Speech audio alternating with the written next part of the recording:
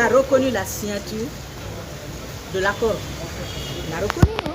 Il a bien reconnu avoir signé cet accord. Il n'a fait aucune préparation. Lui-même le reconnaît. Il n'y a ni de note technique, ni de procès verbal. C'est-à-dire que le département n'était pas mêlé à la préparation du dossier. Donc le contenu, il ignorait le contenu.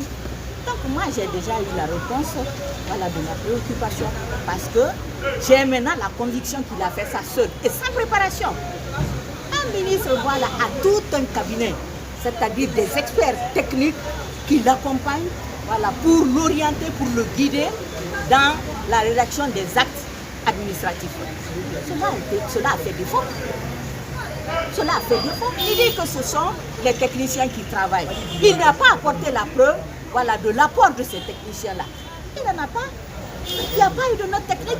Moi, j'ai été directrice nationale des droits de l'homme. Je sais comment les ministères fonctionnent. Effectivement, c'est le cas.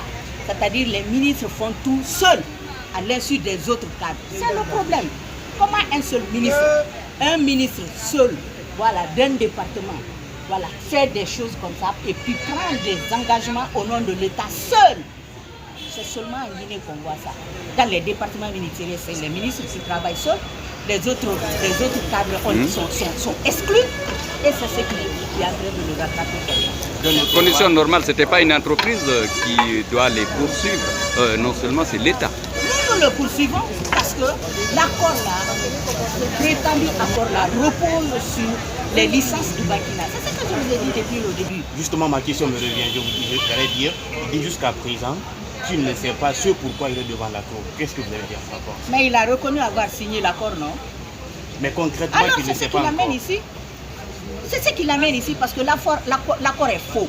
Comment un accord, une convention entre États peut se passer sur les licences d'un particulier? Comment cela est-il possible?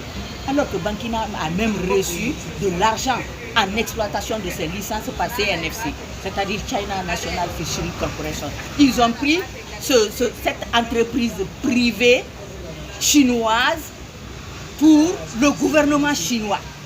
C'est ce qu'ils ont fait dans l'accord. C'est-à-dire CNFC qui travaillait avec Bankina depuis 1993, a été prise pour eux comme gouvernement chinois ou représentant du gouvernement chinois. Maintenant, tout cela peut être possible. Mais pourquoi encore exploiter les licences de Bankina? C'est que il y a du fait.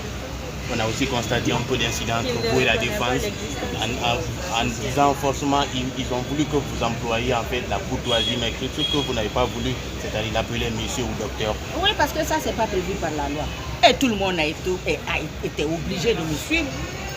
J'ai bravé tout le monde parce qu'il n'y a aucune disposition de la loi qui dit qu'il faut appeler les partis, les justiciables, colonels, élage, mademoiselle, monsieur. Ça n'existe pas. Judiciairement, les partis sont appelés par leur nom et prénom. Ils étaient confondus parce qu'il n'y a aucune disposition qui m'impose à l'appeler monsieur Ousmane Kaba. Il n'y en a pas. Merci.